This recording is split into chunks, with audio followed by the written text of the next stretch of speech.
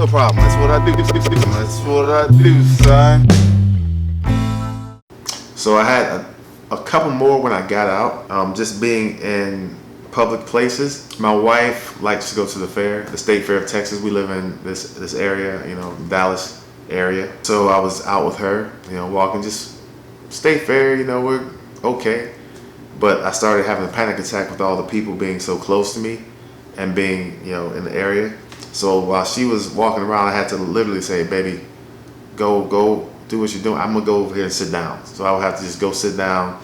And it wasn't a panic attack like I was passing out, but it was a panic attack like I felt it coming, and my heart, my chest, everything was just like getting really worked up.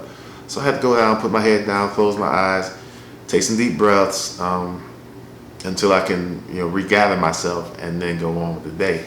And that would happen quite frequently. It wasn't just the state fair. It was the state fair, like the malls around here, different things like that. Used to do that. I'm pretty much over that type of stuff now. Crowds don't bother me as much as they used to. Weird situations still bother me. Health things still bother me. And what I mean by weird situations, which it wouldn't even be weird to other people. I was in France. My wife works for a company where she had to travel to France. I traveled with her.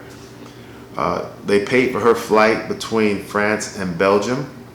They didn't pay for mine. I took a train, so I would meet my wife there. So I get on the train in a foreign country. Everything's nice, the people are friendly. I'm sitting there in the car, and this guy walks in. He's got a trench coat on, like it's a comic book, like a trench coat, bald head, glasses, he's a black guy, but he's got a frown, like this angry frown. He's not a big guy, like I'm way bigger than he was, so I knew it wasn't a threat thing, but just his demeanor was so angry. He had a trench coat, he had a briefcase. I sit down in my car here, he sits down right there facing my direction, but on the other side. So I'm like, okay, whatever. I'm just taking my pictures out the window, enjoying my time as a tourist, basically, in France. And all of a sudden, after we've been going for about maybe, say it's a 3-hour ride, so say maybe about an hour into it, he stands up, takes his briefcase, puts it over my head, and walks out the car. A lot of things went through my mind at that point. Why would he have to put that over my head? Where the heck did he go, and why would he leave his bag unattended? And, why was he so angry? Who's he mad at? If you're mad, why would you leave your bag somewhere for something else bad to happen? So immediately my brain goes to, okay. And then to add to it, there was another gentleman sitting straight across from me facing my way. And after he did that and walked out, he was reading his newspaper. He kind of looked over and watched the guy walk out. Like, that's strange. And went back to reading his newspaper. So he kind of confirmed to me that, yeah, that's jacked up. You shouldn't do that. So at that point, I started getting into like a hero phase. A hero, or more like I just don't want to die because I didn't do something stupid phase. So I'm trying to think like, man, the briefcase wasn't that big. What if I just grab and just throw it off the train? I don't care what's in it. I mean, if I throw it off the train, he shouldn't have left it there.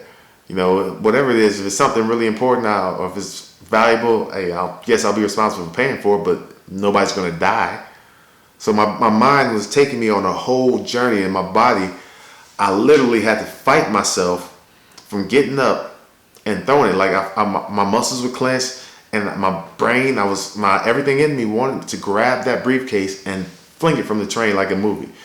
And it was very silly. I understand that now, thinking back, like, yeah, maybe a slim chance something like that would happen, but then you got see something, say something in your head going over and over. Long story short, about 45 minutes later, the guy comes back, gets his he didn't even get his briefcase right away. He sat down, so I thought to myself, okay, he's back in here, so he's not trying to blow the train up, I don't think he doesn't, we deal with suicide bombers in Iraq, but I'm thinking like, okay, he put it up, he left, he came back. This is not the suicide bomber, way they do things. Usually they come in, they'll blow it up, whatever. So Eventually I calmed down and that was over. But it was just an experience that I was like, man, this is so ridiculous. Why would this even be happening? And the sweat, like, man, the anxiety, when I say anxiety, like I get it sometimes where I'll be driving and I can't breathe.